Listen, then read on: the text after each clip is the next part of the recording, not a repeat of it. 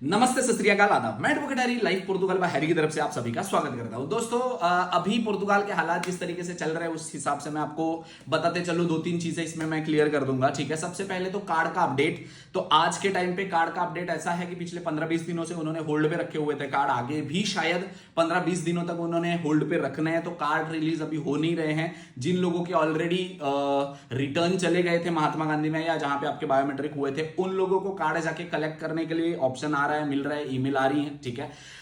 But जो जिनके biometric हुए हैं उनको कार्ड अभी तक रिलीज नहीं हुए हैं। तो मेरे हिसाब से मे भी अगले 15-20 दिन तक के लिए अभी भी कार्ड होल्ड पर ही रहेंगे। उसके बाद एक साथ रिलीज हो जाएंगे तो सभी लोगों को आपको कार्ड मिल जाएंगे, ठीक है। ये कार्ड की अपडेट है। इसके अलावा जो कार्ड का सिस्टम ऐसा है कि जो बेसिकली ये चल इसलिए रहा है क्योंकि नई अभी वेबसाइट है, लॉ नया पास होने के चलते बहुत सारी चीजें अभी आईमा में चल रही है। आप सभी लोगों को पता है, वो प्रेसिडेंट का साइन वाइन सारी चीजें ऐसे चल रही है, उसके वजह से ऐसी सारी चीजें चल रही है।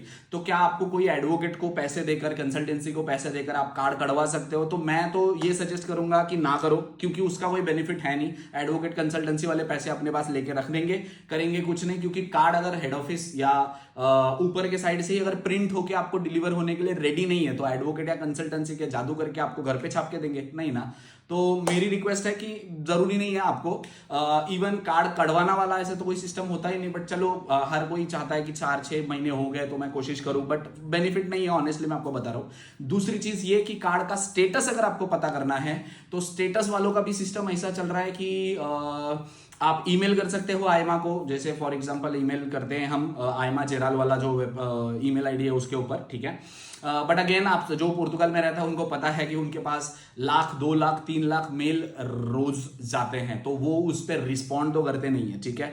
कोई 1,00,000 लोगों में से 2, 4, 10 लोग होंगे जो शायद आपके आजू बाजू में रहते होंगे जिनको रिस्पॉन्ड आया हुआ हो, तो कुछ बेनिफिट नहीं है। इवन एडवोकेट से भी मैं सजेस्ट करूंगा कि ना करो, क्योंकि आयमा के पास कॉन्क्रीट इंफॉर्मेशन नहीं है। खुद पोर्टल पे आयमा के अगर आप चेक करोगे, देखो आपका अगर इंफॉर्मेशन चाहिए तो आप किधर जाओगे? आयमा के पास जाओगे। बट आयमा खुद कॉन्क्रीट इंफॉर्मेशन नहीं दे रही। ये हादसा एक मेरे साथ हुआ है, मैं आपको बताता हूं। एडवोकेट को भेजा था हमने स्टेटस चेक करने के लिए क्लाइंट का, तो उन्होंने बोला कि मॉर्निंग में उनका कार्ड अप्रूव्ड है। बट जब दूसरे दिन क्लाइंट बोला कि सर जी मुझे भी एडवोकेट के साथ जाना है अंदर और कंफर्म करना है कि अप्रूव्ड है या नहीं, क्योंकि मुझे तो एनालिसिस बता रहे थे, तो तब उनको पता चला कि कार्ड रिजेक्ट भी है। तो वो लोग खुद, आयमा वाले खुद कंफर्म इंफॉर्मेशन नहीं देते। कई लोगों को मॉर्निंग में, ऐसे कई क्लाइंट भी आए हैं जो मॉर्निंग में गए, उनको बोला है कि कार्ड एनालिसिस में है, शाम को बोलते हैं कि आपका प्रिंटिंग में है, फिर दूसरे दिन जाते हैं तो वो बोलते हैं कि एनालिसिस में है। तो ऐसा भी चल रहा है। तो बेनिफिट नहीं है आपको कोई एडवोकेट को पैसे देके या किसी कंसल्टेंसी को पैसे देके, क्योंकि स्टेटस अगर यही आने वाला है तो कुछ बेनिफिट है नहीं, ठीक है।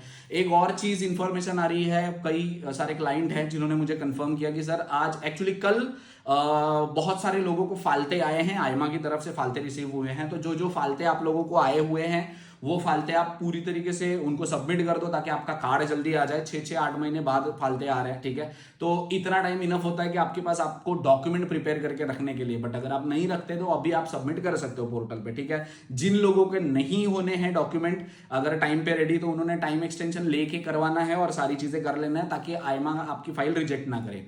2-3 क्लाइंट ऐसे थे जिनके बायोमेट्रिक एक के नवंबर में हुए थे, 2 लोगों के दिसंबर में हुए थे। उन्होंने बोला कि सर हमारी बायोमेट्रिक दोबारा से हुई है, तो हमें दोबारा से बायोमेट्रिक के लिए बुलाया, तो क्या हमें लेट हो जाएगा? क्यों वो दोबारा से बुलाते हैं? तो बेसिकली ये होता है कि उनके सिस्टम एरर की वजह से जिस दिन आपके बायोमेट्रिक होते हैं तो उनके पास नहीं सिस्टम में स्टोर होता।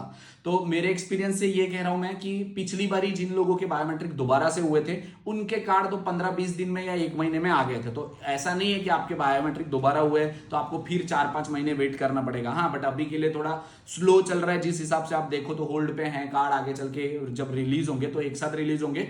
तो जिन लोगों के बायोमेट्रिक दोबारा हुए उनके कार्ड जल्दी भी आ सकता है। हो सकता है आपके ऑलरेडी डॉक्यूमेंट वेरीफाई हो गए हो और आपको सिर्फ बायोमेट्रिक और फोटो के लिए बुलाया ताकि आपके बायोमेट्रिक और फोटो के साथ आपका प्रिंटिंग में चला जाए और आपको डिलीवर हो जाए, ठीक है। तो इसमें डरने की कोई चिंता नहीं है। अभी के लिए, फिलहाल के लिए ये चल रहा है पोर्तुगाल में।